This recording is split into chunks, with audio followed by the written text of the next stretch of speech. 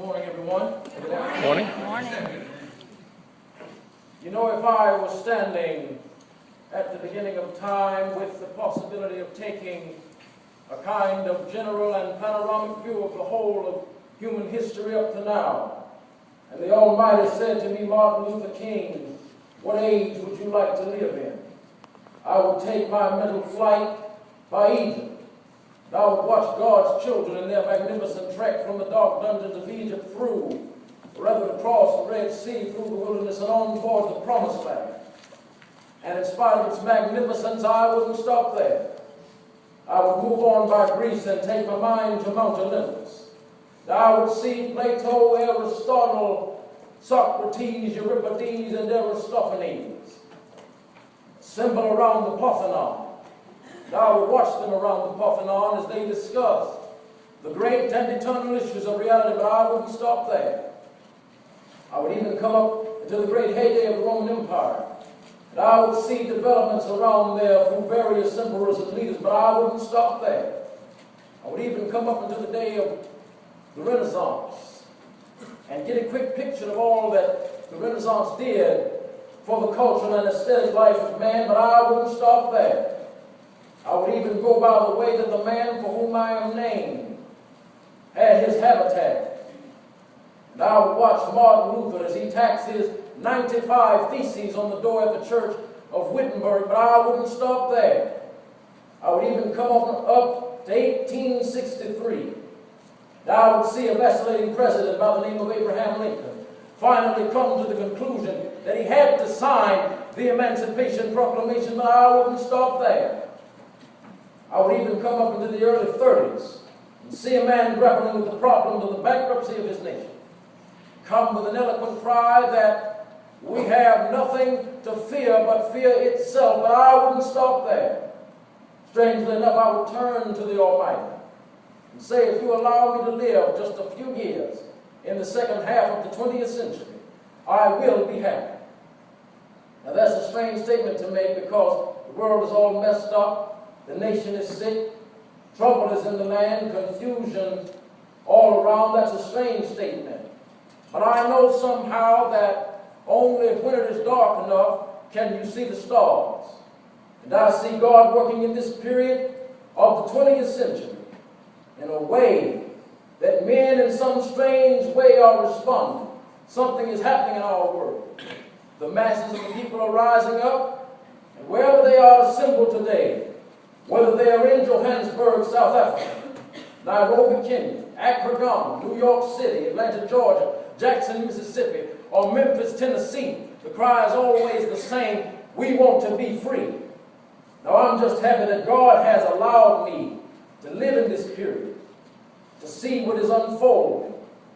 And I am happy that He has allowed me to be in Memphis. I remember when we were in Birmingham, Alabama, in that majestic struggle there. We would move out of the 16th Street Baptist Church day after day. By the hundreds we would move out.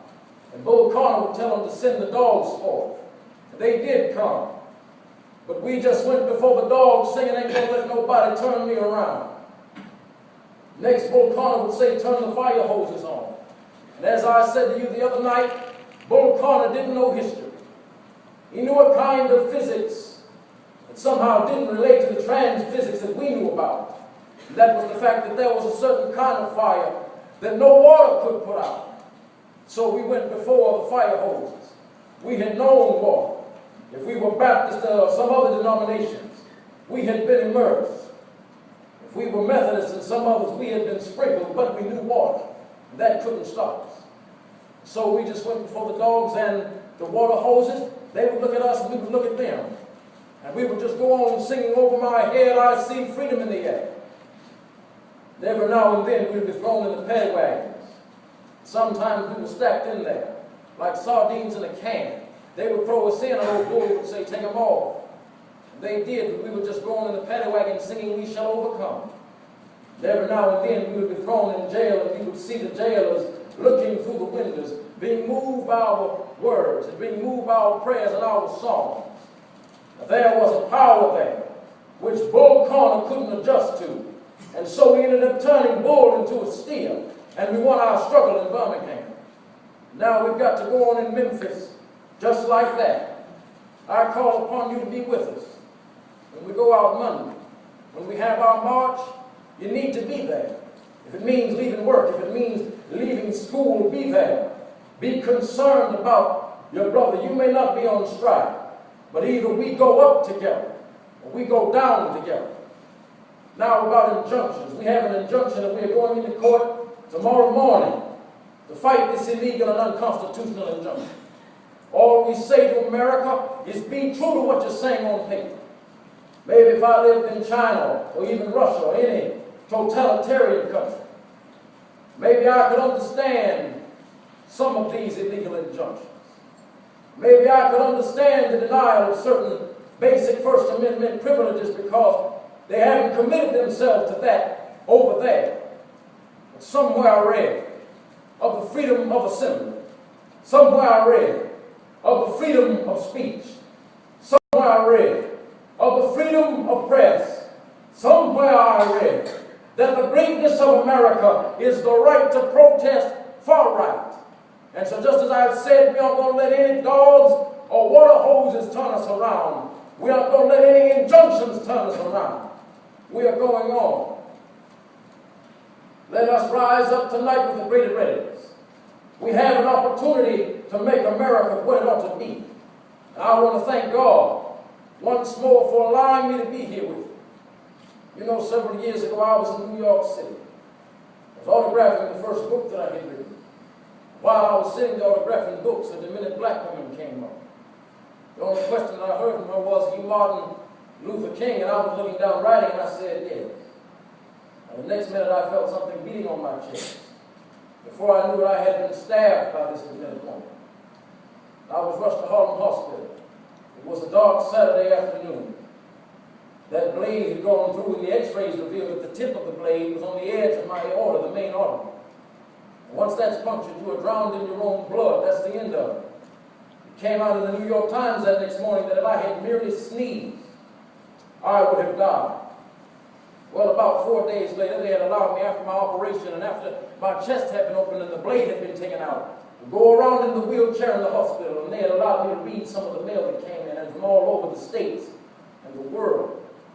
Kind letters came in. I read a few. One of them I will never forget. I had received a telegram from the president and the vice president, but I have forgotten what those telegrams said. I received a visit and a letter from the governor of New York, but I have forgotten what that letter said. There was another letter. It came from a little girl, young girl who was a student at the White Plains High School. And I looked at that letter and I will never forget it. It said simply, "Dear Dr. King, I am a 9th grade student at the White Plains High School. While it should not matter, I would like to mention that I am a white girl. And I read in the paper of your misfortune and of your suffering. And I read that if you had merely sneezed, you would have died. And so I am simply writing you to say that I am so happy that you didn't sneeze." And I want to say tonight that I too am happy that I didn't sneeze. Because if I had sneezed, I wouldn't have been around here in 1960. And students all over the South had started sitting in at lunch counters. And yet I knew that as they were sitting in, they were really standing up for the best in the American dream. And they were taking that whole nation back to those great wells of democracy, which were dug deep by the founding fathers in the Declaration of Independence and the Constitution. If I had sneezed, I wouldn't have been around here in 1961. When we decided to take a ride for freedom and ended segregation in interstate travel. If I had sneezed, I wouldn't have been around here in 1962. When Negroes in Albany, Georgia, decided to straighten their backs up. Now, whenever men and women straighten their backs up, they are going somewhere, because a man cannot ride your back unless it is bent. If I had sneezed, I wouldn't have been around here in 1963. When the black people of Birmingham, Alabama aroused the conscience of this nation and brought into being the Civil Rights Bill. If I had sneezed, I wouldn't have had a chance later that year in August to try and tell America about a dream that I had had. If I had sneezed, I would have been down in Selma, Alabama to see the great movement there. If I had sneezed, I would have been down in Memphis to see a community rally around the brothers and sisters who were suffering. So So yes, I am so happy that I didn't sneeze. They were telling me that now it doesn't matter now. No, it really doesn't matter what happens now. I left Atlanta this morning, and as we got started on the plane, there were 6 of us. The pilot said over the public address system, "We are sorry for the delay, but we have Dr. Martin Luther King on the plane. And we had to be sure that all of the bags were checked and be sure that nothing would go wrong with the plane, so we had to check out everything carefully. We've had the plane protected and guarded all night." And then I got into Memphis. And some began to say the threats, or talk about the threats that were out, or what would happen to me from some of our sick white brothers. Well, I don't know what will happen now. We've got some difficult days ahead. But it really doesn't matter with me now, because I've been to the mountaintop. And I don't mind. Like anybody, I would like to live a long life. Longevity has its place. But I'm not concerned about that now. I just want to do God's will. He's allowed me to go up to the mountain. And I've looked over. And I've seen the promised land. Now, I may not get there with you, but I want you to know tonight that we as a people will get to the promised land. And so I'm happy tonight. I'm not worried about anything. I'm not fearing any man. My eyes have seen the glory of the coming of the Lord. Thank you. Wow.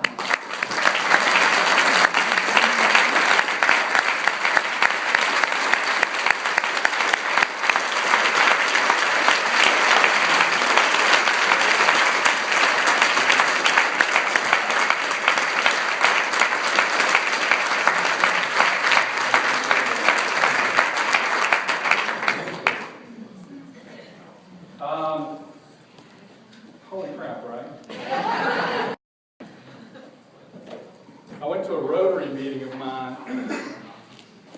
early this year, and I showed up and they introduced Austin. I can't remember what you did that day. Was it the mountaintop? It was the mountaintop. But I remember just sitting there and I closed my eyes and I thought, this is crazy. And I just got chill bumps, and everybody, you could hear a pin drop in that room. And while I was doing it, I thought, we have to have this guy for our ASU trip. Have to. So I have not stopped thinking about that since, I don't know when that was this year, it was early. But it's been on my bucket list to do this year, and I'm sure that when these people got here, they got to see you do that. How old are you? 18. He went to high school at Chamblee, and he is at Georgia Perimeter College with an intent to transfer to Morehouse to study constitutional law.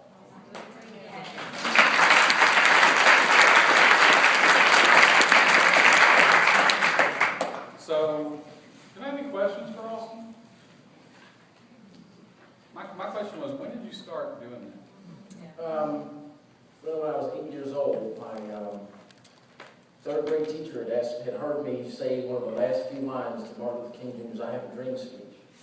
And she asked my mother if it would be all right if I could memorize just one paragraph of it for our elementary school Black History program. At the time, no third graders were in the program. You either had to be in the 4th or the 5th grade. So I memorized it. Don't you just hate rules?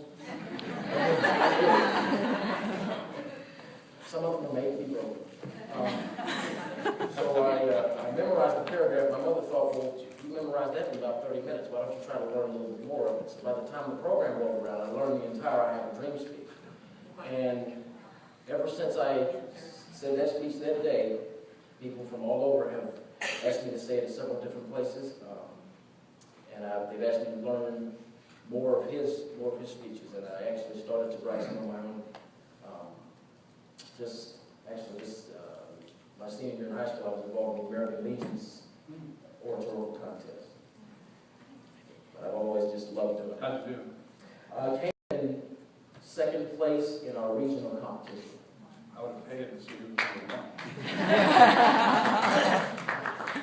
How does a guy like you lose that? It was rigged, wasn't That was what most people said. They said that's what most people said after the contest was over. They said it was great. Just So you do sermons? Yeah. That you did? You did speeches? How many do you do? I would have to count. Hold on a second. It would be 2 minutes. Amazing. It's amazing. Kent, did you have a question? Or Kathy? Oh yeah. Were you in the Interact Club at Chambly? I wasn't. A friend of mine was, Okay. but I never was in it. That's good. Are you doing any other besides Martin Luther King? Not particularly during this time, because from January to February is typically when I just focus on doing Dr. King's work, because that's what most people ask. But do you have others that you do? Yes, ma'am. Who else? I'm trying to learn a few of JFK speeches and a few of Ronald Reagan speeches as well. He was my favorite president, so I'm trying to learn a few speeches. It was a good one. Do you get into persona? Because I almost could not see you anymore. I could just see him. Yeah. Yeah. Honestly, I really have to say it comes from above. Like I just, right. I try to emulate him as much as I can when I deliver his speech, so I have to say, yeah, I do get it. So. How proud of your parents? There's his dad. There's my dad right here.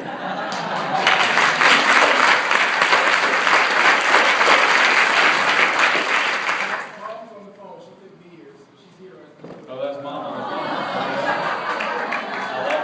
I love it. Thank you, Susan. How many hours a day do you practice? Man, to be honest with you, I usually practice whatever I have to say. I practice it the week beforehand, at least twice a day. Whatever speech I have to say, like for instance for here, I knew about it in advance, so every day prior to this, I would say it at least 2 times. Is it like a photographic memory where you see it in your head, or do you learn it just like, I don't know, hearing it and then? Well, if I can listen to him say the speech first, I'll listen to him, and then I do have what a lot of my teachers they said you have a You program. see it in your head. Do you watch the speeches too? If he has a video, yes. If he has a video of it.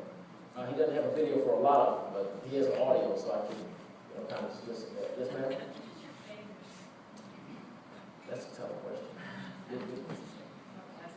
Of all of my favorites of his, I would have to say, if I had no other choice, I'd have to say it would be Why Jesus Called Man a Fool, and it's one of his sermons. And why? It gives you, because that one, well, really, I have to really honestly call the time between that. I've got a mountaintop and Why Jesus Called Man a Fool, because it gives you excellent messages. For instance, in I've got a mountaintop speech, this was the speech he gave the night before he was assassinated. And he said, I may not reach the promised land with you, but I want you to know that eventually we'll reach it as a people. And I've always taken that as he knew that may have been his last night on earth. And he gave his most prophetic message then. But with Why Jesus Called Man a Fool, he stresses that you must first seek the kingdom of God, and all other earthly things will come unto you. And he talks about the fact that you can't be a fool and recognize your dependence on God. He uses a parable that Jesus told from the book of Luke as the basis for that sermon, where a man had a barn and he wanted to put all of this. He said, after I build my new and bigger barns, I'm going to store my goods and fruit there. And then I'm going to say to my soul, soul, thou hast many goods labored up for many years. Thou hast labored well. Take thine ease, eat, drink, and be merry. And he thought that was the end of life.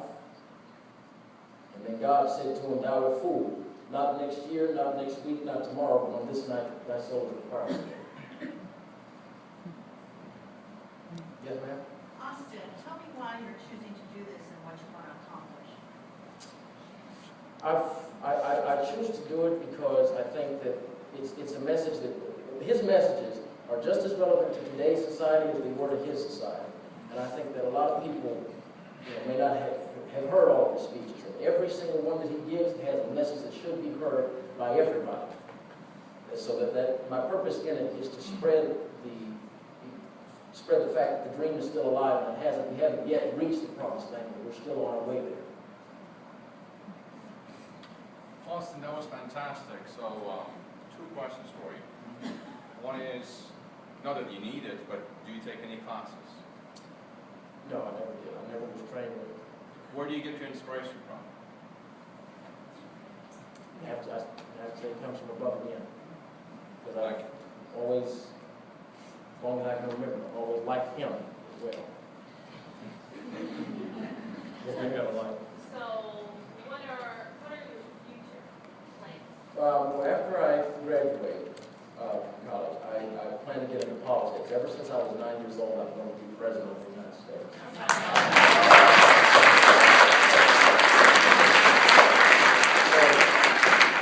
Your mom told me that on the phone.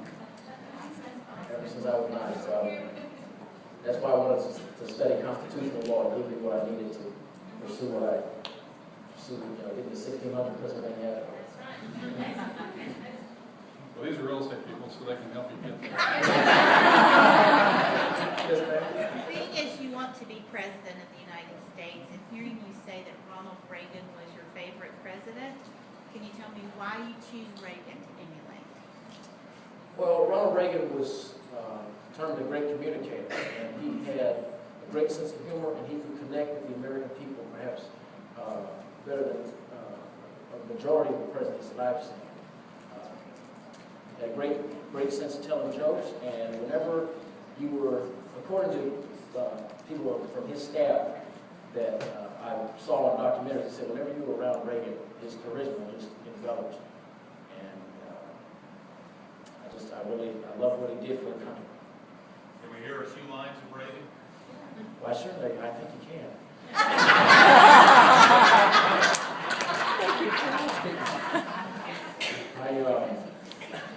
I know one of his funniest jokes. He said, there's a story about an American and a Russian arguing about their two countries. And the American said, well, in my country, I can walk right up to the president's desk, pound his desk, and say, Mr. President, I don't like the way you're running our country. And the Russian says, I can do that. The president says, you can? He says, sure. I can walk right into the Kremlin, pound the desk of the General Secretary, and say, Mr. General Secretary, I don't like the way President Reagan is running his country.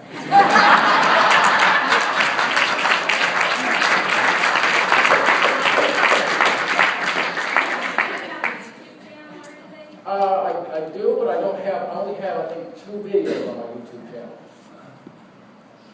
We can post another one. That's fine. Yes, ma'am. Have you started out your own speeches for when you're president? Work on your own persona? I haven't quite worked on them yet, but I think I would have a good idea of what I would like to say. Thanks, Brad. Yes, sir? Austin, thank you. How do you deal with being discouraged at times? That's a good question. Very good question,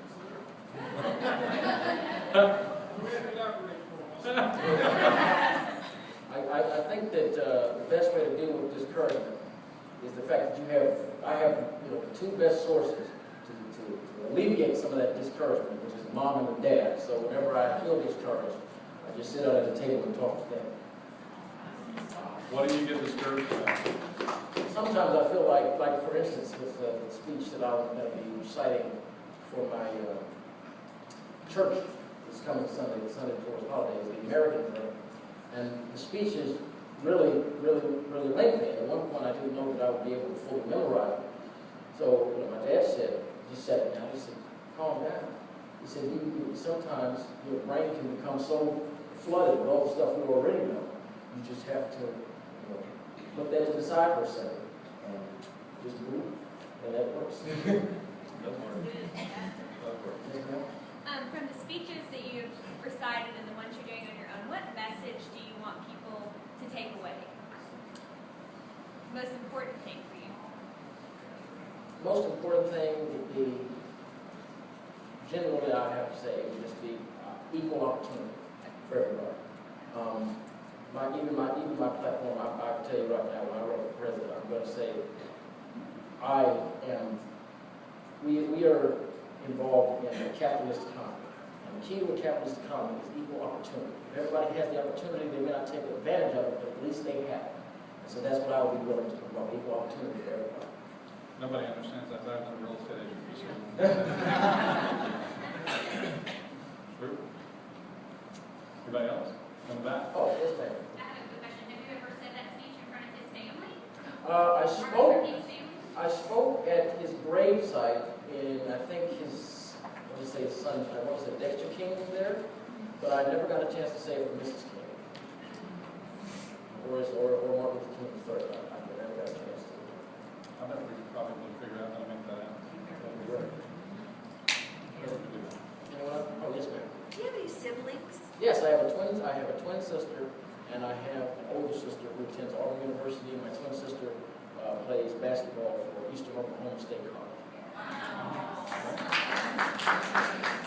Yes, ma'am? You're so eloquent and so focused at 18. What would you say to children, someone who is 8 years old, who had a passion?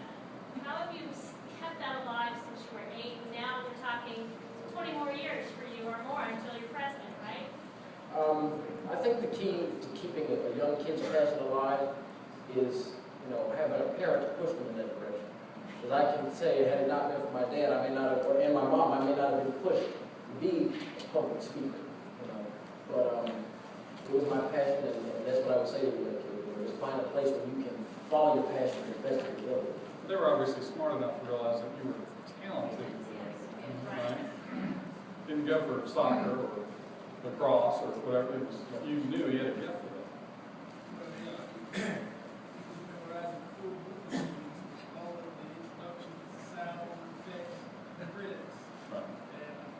I know you have to have a reminding PCR, like takes over and over and over.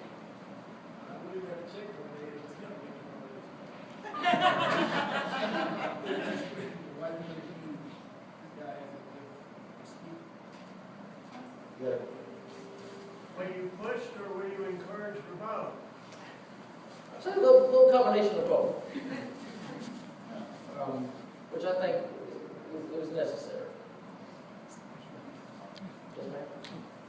So when you're giving these speeches, you take on the dialect and the intonations. So I'm going to assume you do that with JFK, his speech. And do you do any other just voices of That people? Boston accent's tough, isn't it? It is tough, which is why certain speeches I think it would be difficult for me to really emulate their voice, but I would try as hard as I could. What have you learned in your journey from giving speeches at age 8 to making presentations? I think it has a different meaning. Because when I was 8, I had somewhat of an understanding of what he was saying, but certain words I didn't know the definition of. As in the I Have a Dream speech, when he says, the governor of Alabama's lips are dripping with the words of interposition and nullification. At the time, an 8-year-old, I didn't know what that meant. So my dad, he said, well, if you don't know what a word means, go in the dictionary and look it up. So doing that, and now that I'm older, and I just have a much better understanding of it, and I really know what he's saying, and I understand exactly 100% of his point.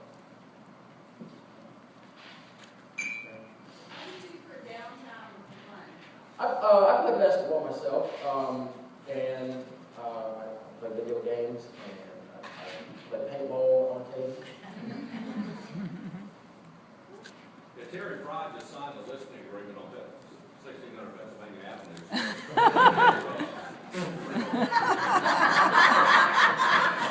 I believe it. I believe it. Anybody else? Yes, sir? What do you think your generation's greatest challenges will be?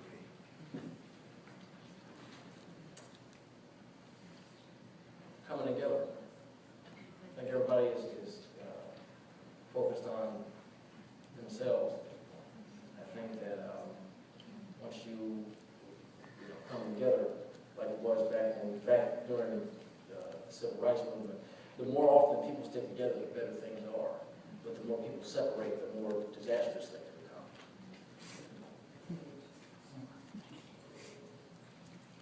What do your peers think of you? Well, I have to say, when I was in high school, I was one of the most, me and all my sisters, we were like some of the most popular people at the school. And because I have a sense of humor and my friends tell me, you are the funniest, one of the funniest people we know. So I just always was well liked by my teachers and my peers. You're a prankster, Howard. Well, not at heart, no. I just happen to have a good sense of humor and wit.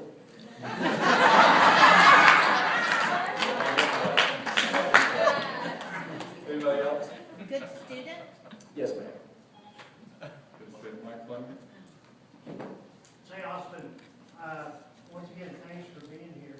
If you've got a bunch of grown people in this room, if there was one thing at your age you could tell us that we need to go out and do that would help ourselves and help our world, what would that be? That's a good one. It's a very good one. We're really complex. That's a trick question. Just one thing. I heard that somewhere. Just one thing that I can tell you.